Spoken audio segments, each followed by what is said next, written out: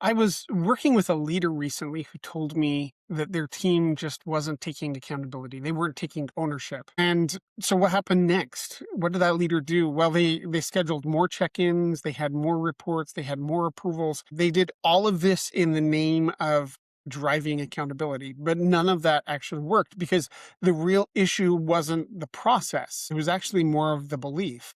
In the books that JL and I wrote, the Agile Code and Breakthrough Innovation, in both of those books, we end up talking about how the most powerful change often comes from a change in principle, not a change in a policy or a process. If you don't believe in empowerment, then there's no system that we could put in place. There's no process to put in place that would actually create true ownership. If your structure still says follow instructions and wait for approval, then you shouldn't be surprised when innovation really slows to a crawl. Process tends to reflect your mindset. And too often, if you try to solve a cultural misalignment or a misunderstanding of a principle with more structure, it fails when what you really needed was the clarity of principle or the clarity of that mindset. So before adding another layer of control, I recommend that you ask yourself, what do I actually believe about my team? And does my system reflect that? Because real accountability, it isn't forced, it's invited